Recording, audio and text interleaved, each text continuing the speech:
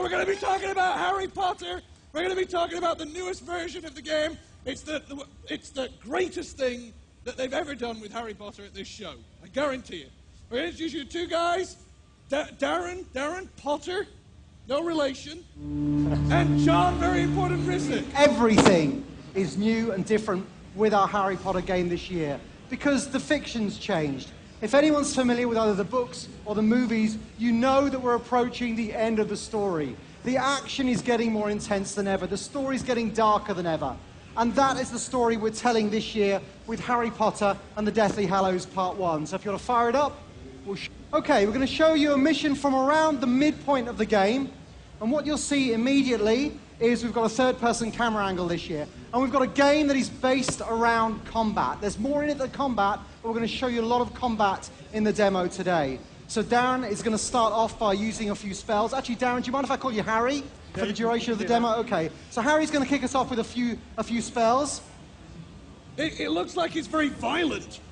It is. It's more action-packed than it's ever been before. Wow, he like shot the heck out of it. He did, and the cool thing about this is we've got enemies who apparate, and that kind of means like teleporting. They apparate in and out of the world. Something very unique to the Harry Potter fiction, and makes for very dynamic gameplay. He's behind cover, yeah, I'm glad you asked me that as well. It's like Gears of Wands.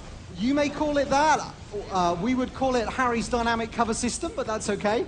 So we're taking, we're taking cover here, and we're taking out the bad guys.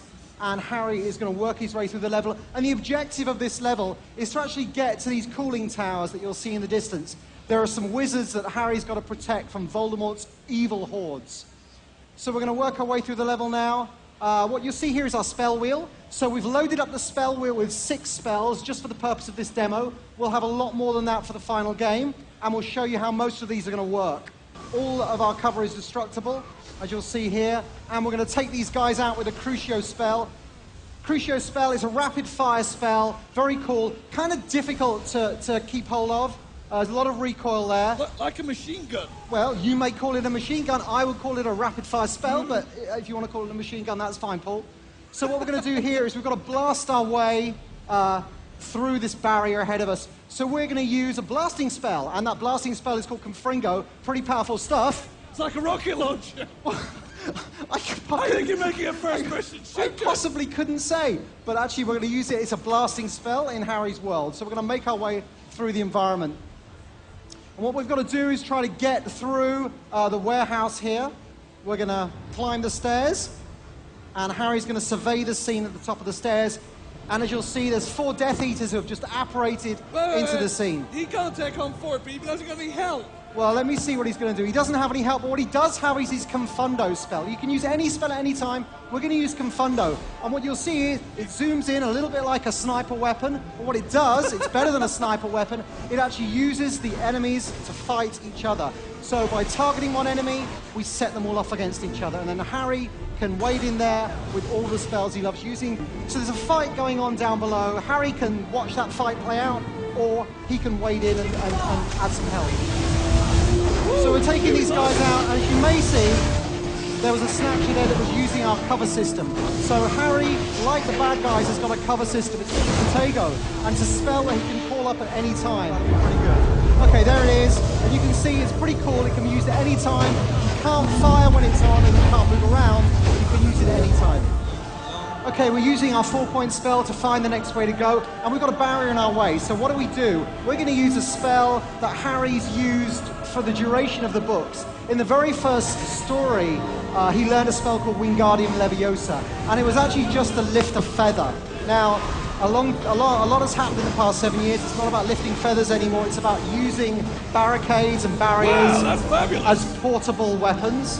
A little bit like a gravity machine there. So we're taking out the bad guys still as we work through the level. And remember, if anyone wants to play the game following the demo, we've got 4 pods over there and 4 demoers if you just want to watch, or you can get hands-on and play. We're very happy for anyone to come up and play the game this year. This isn't a game about learning potions. It's not a game about taking classes. It's not a game about playing Quidditch. It's an action game. So Harry is out in the wilds on the run. This scene actually takes place, it's actually just on the edge of the Forest of Dean in the UK, which is a real place. And these are some cooling towers, as I said before. It takes place around the midpoint of our game. And the level you're seeing here is Harry playing on his own. You play as Harry throughout the duration of the game, but there are a certain number of levels where you have Ron and Hermione, Harry's trusted allies, playing alongside you. Okay, so we're pretty much there, pretty much near the end. We're near where those wizards are, and the Dementors have got them. Ooh, scary Dementors. If anyone remembers these guys from the films, they are pretty scary. We've got one of them on our video. I think you may have seen that earlier on. It's all going weird around the screen. So it's all going weird around the screen, and that's symbolic of the life being sucked out of the world by the Dementors. That's what they do. They suck at your soul. They'll suck at Harry's soul, and that's what we're representing. So there's no health bar in the game. You'll see the colour was being drained from the game as Harry was taking hits earlier on, and this is very representative of the effect that Dementors have, sucking the world, making everything cold. So Harry's got to use the Patronum spell. That's something that's true to the fiction, it's true to the books and the movies. It's a signature spell for Harry. Harry's one of the only wizards who can use this spell. It's very powerful, and he's just got to keep using it to try to take down these Dementors. We're nearly there. We're nearly there. So we've taken out one wave, but there's more.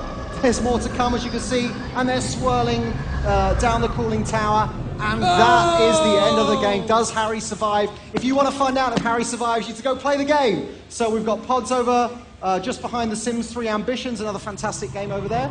Go play and have some fun. What Thank you very much. Harry Potter? Thank you very much, John.